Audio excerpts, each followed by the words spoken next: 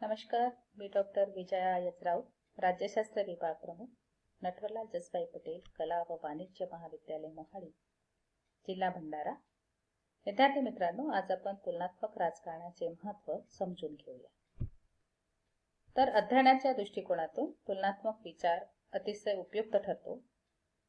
अध्ययनाच्या क्षेत्रात दोन किंवा अधिक गोष्टींची जेव्हा आपण तुलना करतो तेव्हा दोन्ही बाबींची संपूर्ण माहिती आपण गोळा करतो आणि त्या माहितीच्या आधारे त्यामध्ये गुण काय आहे, दोष काय आहे हे समजून घेण्याचा आपण प्रयत्न करतो.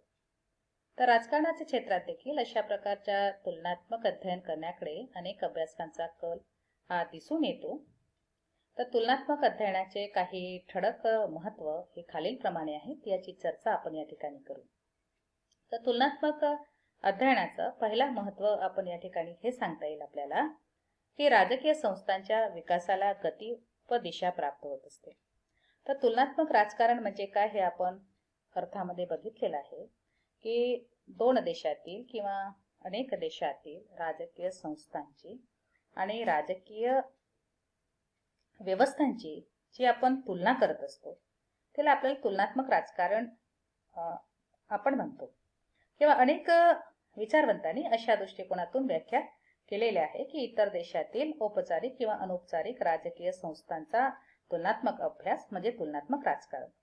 तर जेव्हा आपण इतर देशातील राजकीय व्यवस्थांची आणि राजकीय संस्थांची जेव्हा आपण तुलना करत असतो तर तेव्हा त्याचा फायदा हा आपल्या देशाला सुद्धा होत असतो. तर इतर देशामध्ये देशातील राजकीय संस्था आणि व्यवस्था कशा प्रकारची आहे, आपल्या देशामध्ये तशा प्रकारच्या संस्था आणि व्यवस्था आणता येऊ शकेल का, किंवा आपल्या राजकीय व्यवस्थेमध्ये तशा काही सुधारणा करता येऊ शकेल काय, तर हे केव्हा आपल्याला समजू शकेल की जेव्हा आपण इतर देशातील राजकीय व्यवस्था कशा प्रकारची आहेत, राजकीय संस्था कशा प्रकारची आहेत याची जेव्हा आपण तुलना करतो तर तेव्हा आपण आपल्या देशामध्ये तशा प्रकारची व्यवस्था आणू शकतो का, तर याचा विचार हा आपल्याला येत असतो. तर आणि तशा दृष्टिकोनाने आपण प्रयत्न सुद्धा करत असतो.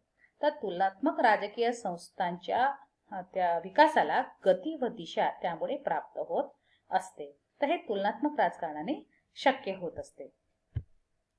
त्यानंतर राजकीय व्यवहारांची माहिती. तर तुलनात्मक राजकारणाच्या अध्ययनाने इतर देशातील राजकीय व्यवहारांची माहिती समजून घेता येत असते. तर आंतरराष्ट्रीय राजकारणात घडणाऱ्या घडामोडीची माहिती या अध्ययनामुळे होत असते आणि त्यामुळे जे निर्णय निर्धारण प्रक्रियेत सहभागी अभिजन आहेत तर तेव्हा त्यांना परराष्ट्र धोरण आखत असताना त्याचा फायदा होत असतो की इतर देशातील ज्या घडामोडी घडत असतात तर त्या घडामोडीच्या आधारे अभिजन परराष्ट्र धोरण हे आखत असतात. याशिवाय सामान्य जणांना सुद्धा त्याचा लाभ होत असतो. तर इतर देशातील जे राजकीय व्यवहार आहेत हे त्यांना कळतात, देश विदेशातील माहिती त्यांना प्राप्त होत असते. तर त्याच्यामुळे एकतर काय की त्यांचा कुतूहलही वाढत असतो आणि याशिवाय त्यांचं ज्ञान सुद्धा वाढत असतो. तर ज्ञानाच्या कक्षा रुंदावत असतात. तर राजकीय व्यवहाराची माहिती ही अभिजनांना होत असते, याशिवाय सर्वसामान्यांना सुद्धा या तुलनात्मक अध्ययनामुळे होत असते. तिसरं, तुलनात्मक राजकारणाचे महत्त्व सांगत असताना तिसरं या ठिकाणी आहे की राज्यशास्त्राच्या अध्ययनाला वैज्ञानिक दर्जा देण्याचा प्रयत्न. तर या ठिकाणी वैज्ञानिक दर्जा आपण कशाला म्हणतो, तर जेव्हा जे तथ्य आहे ते तथ्य गोळा केले जात असतात, सत्य माहिती गोळा केली जात असते, त्याचं वर्गीकरण केलं जात असतं, त्याचं विश्लेषण केलं जातं आणि जेव्हा वस्तुनिष्ठ माहिती ही मांडली जात असते तेव्हा सिद्धांत प्रस्थापित होतो, एक दृष्टिकोन किंवा सिद्धांत प्राप्त होत असतो. तर तुलनात्मक राजकारणाचे उद्दिष्ट सुद्धा काय आहे, तर राज्यशास्त्राच्या अध्ययनाला वैज्ञानिक दर्जा प्राप्त करून देणं हे आहे. आणि त्यामुळे तुलनात्मक राजकारणात आपण जगातील निराळ्या राजकीय संस्थांचे तुलनात्मक अध्ययन करून माहिती गोळा करतो, म्हणजे तथ्य गोळा करतो, त्याचे वर्गीकरण करतो, विश्लेषण करतो आणि वस्तुनिष्ठ दृष्टिकोनाचा स्वीकार करतो. आणि हेच वैज्ञानिक पद्धतीच्या कोणत्याही अध्ययनाचे महत्त्वाचे लक्षण आहे. आणि अशा प्रकारे तुलनात्मक अध्ययनामुळे आपणास राज्यशास्त्राला विज्ञानाच्या पातळीवर घेऊन जाणे सहज शक्य होते. तर तुलनात्मक अध्ययनाचे महत्त्व काय आहे? तर राज्यशास्त्राच्या अध्ययनाला वैज्ञानिक दर्जा प्राप्त करून देणे, हा तिसरं महत्त्व आपण या ठिकाणी बघितलं. यानंतर चौथं महत्त्व तुलनात्मक राजकारणाच्या अध्ययनाचे हे आहे की अविकसित आणि विकसनशील देशातील राजकीय संस्थांचे अध्ययन.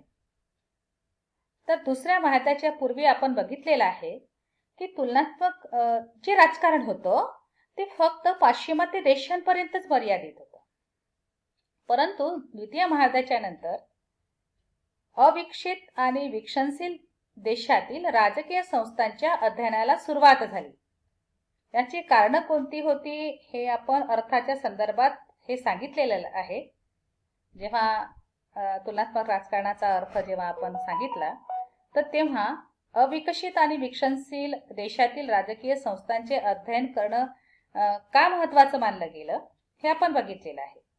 तर या ठिकाणी आपल्याला एवढंच सांगावं लागेल की ज्या प्रकारे विकसित देश आहेत या जगात, त्याच प्रकारे अविकसित आणि विकसनशील देश सुद्धा आहेत.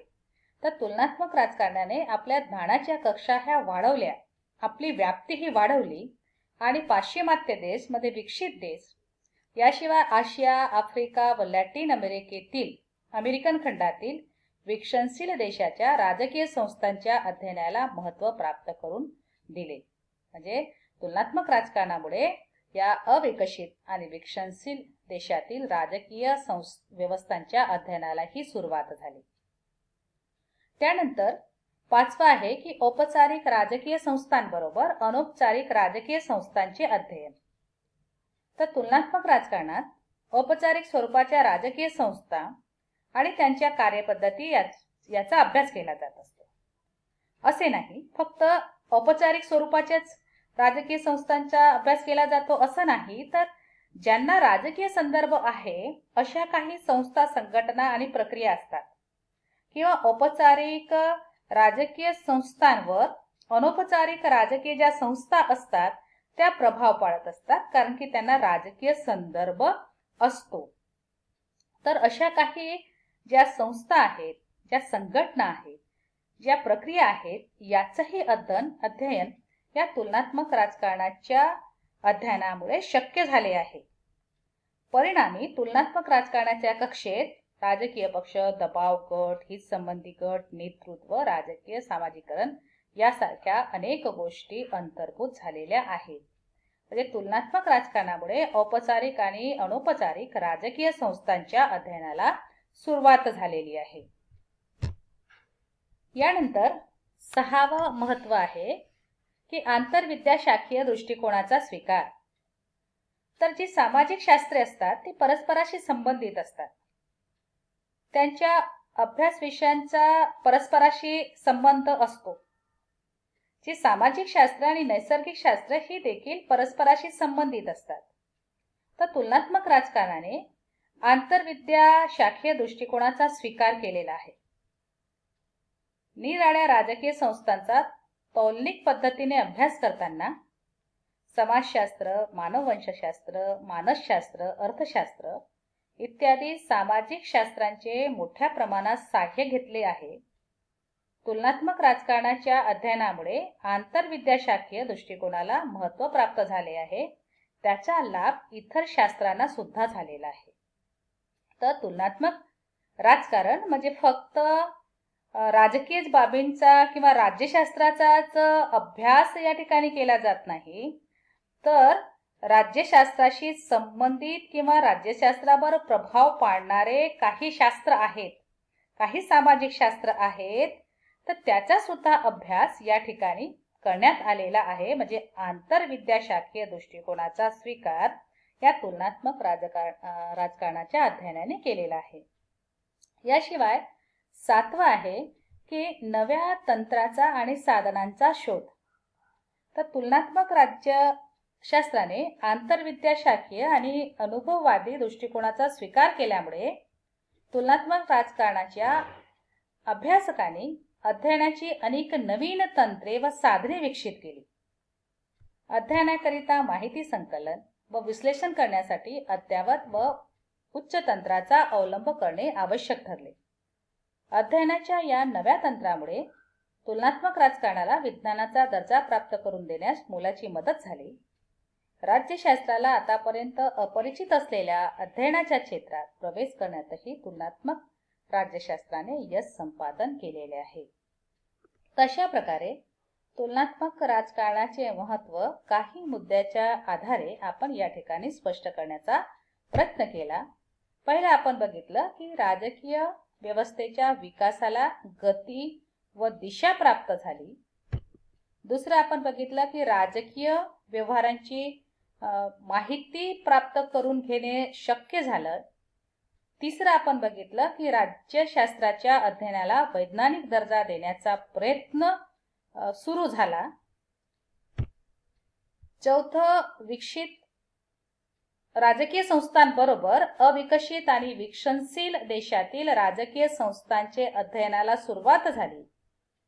पाचवं, औपचारिक राजकीय संस्थांबरोबर अनौपचारिक राजकीय संस्थांच्या अध्ययनाला सुरुवात झाली. आणि सहावं आहे की आंतरविद्याशाखीय दृष्टिकोनाचा स्वीकार करण्यात आला. सातवं, नव्या तंत्राचा व साधनांचा शोध हा घेतला गेला आणि त्यानुसार अध्ययनाला सुरुवात झाली. तर अशा 7 मुद्द्यांच्या आधारे तुलनात्मक राजकारणाचे महत्त्व या ठिकाणी आपण स्पष्ट करण्याचा प्रयत्न केला. तर हा व्हिडिओ तुम्ही शेवटपर्यंत बघा आणि अभ्यासामध्ये या व्हिडिओचा तुम्हाला निश्चितच लाभ होईल. थँक्यू. तुम्ही हा व्हिडिओ शेवटपर्यंत ऐकल्याबद्दल